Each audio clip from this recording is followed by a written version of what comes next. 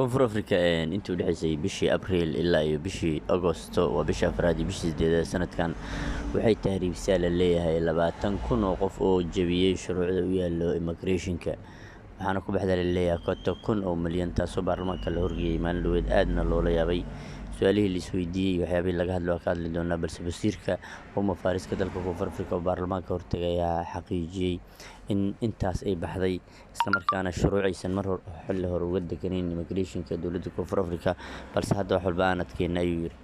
Not only in home affairs, but if we look at our paper-based, antiquated systems really across government. And of course, as you say, we need to catch up, but it needs to go beyond the rhetoric at this point because we are in 2024.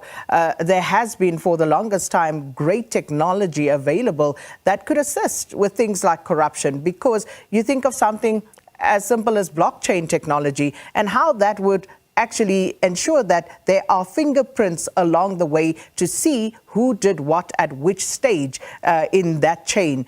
So it would be easier to basically root out the corruption in that instance because you would know exactly which official in the department did what at which stage of an application.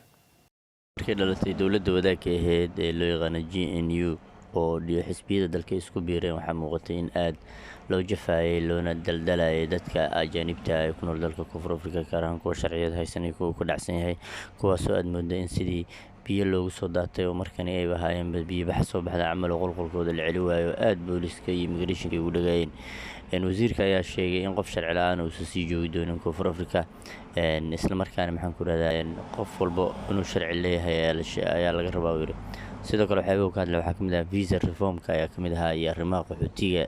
Back to that conversation at a later stage. Now, Minister, this week you faced backlash over the 50-odd million that was spent on the deportation of almost 20,000 illegal immigrants between April and August this year. So let's just hear your response to the backlash and also why you think that people feel the way they do about the deportation of illegal foreigners who some would say very often are back the very next week. Your predecessor once said we are a country where the refugees in this country go home for Christmas and then they come back. So, it's a weird and wonderful situation. But talk to us about the money being spent to deport people who will be back the next day or the next week. su'aalihii aadka u xasaasiga ah la weydiiyey waxaa ka mid ah wasiirka adeega kaaga horreeyay shaqadan wuxuu sheegay in fooranka dalkani ay Christmaska holiday aadaan ayna soo noqdaan taasoo ula jeedin iska baxaan iskana soo galaan wax sharcina aan la weydiinin adigu marka waxaa soo lacag dad tahriibisay isla markii hore ka soo noqonay 2 maalin kadib maxaa ugu bixisay la weydiiyey isagana wuxuu sheegay inuu la dagaalami doono caqabadaha noocaas ah. Said we are a country where the refugees in this country go home for Christmas and then they come back. So, it's a weird and wonderful situation.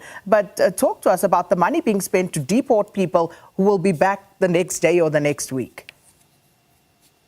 Well, of course, it is an extraordinary problem. And I think the important thing to say right off the bat is, and I think I may have said it on your program at some point, right at the beginning, there is no magic wand. I'm flattered if people think I have magic powers, but I don't. This is a problem that's been coming for decades.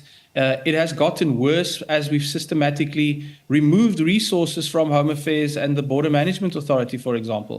Home Affairs only has 40% of the staff it requires. The BMA is underfunded by 4.5 billion rand. Those are decisions that are made at a cabinet level that have impacted.